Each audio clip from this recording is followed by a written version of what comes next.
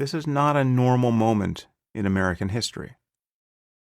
Now, many people have asked me whether I regret not backing Bernie Sanders. If I'm so trusting of polls, why didn't I trust the polls that showed him to have a better chance than Clinton against Trump? It's true that he would have drawn some of the isolationist and anti-establishment vote that went to Trump. And perhaps he would have turned out more voters than Clinton did. And it looks like that could have been decisive. It seems that Hillary got 6 million fewer votes than Obama did in 2012, and 10 million fewer than he got in 2008. So Democrats didn't show up.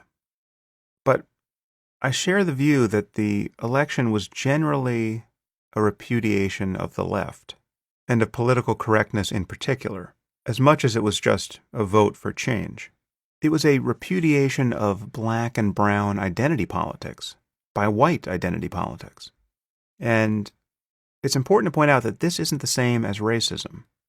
Okay, I don't believe that a majority of the people who voted for Trump were motivated by racism. There are people who voted for Obama twice who voted for Trump. Racism cannot be the best way to explain that. And this is where the prevailing analysis on the left is wrong.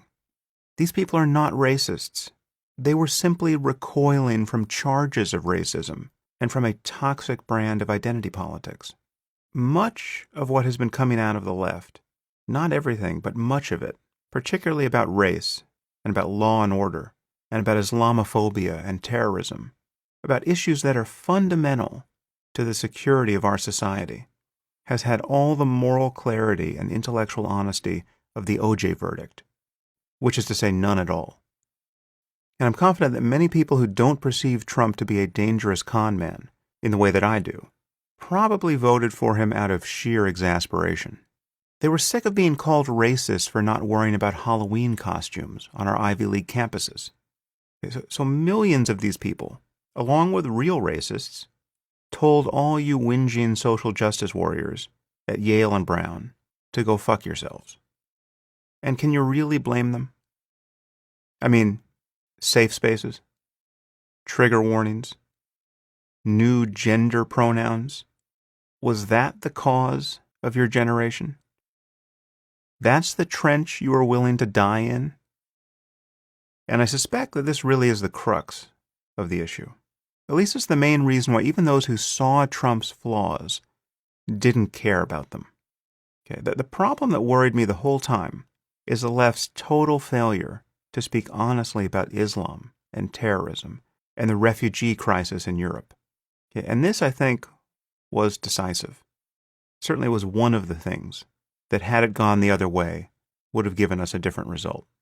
The exit polls show that the people who said their primary concerns were terrorism and immigration voted overwhelmingly for Trump, whereas those who were concerned about the economy or foreign policy voted for Clinton.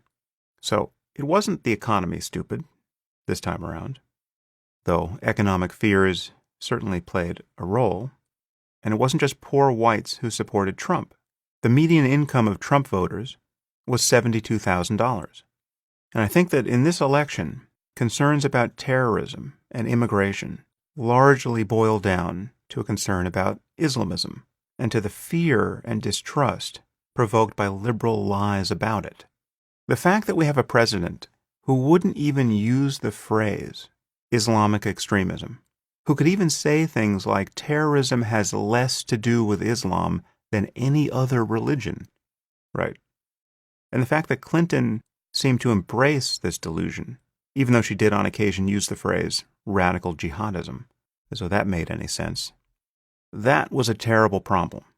And of course, the fact that she and her husband had taken tens of millions of dollars from the Saudis and other Islamist regimes didn't help. I mean, couple that with this unexplained desire to increase the number of Syrian refugees by 550%, without ever acknowledging what is going wrong in Europe.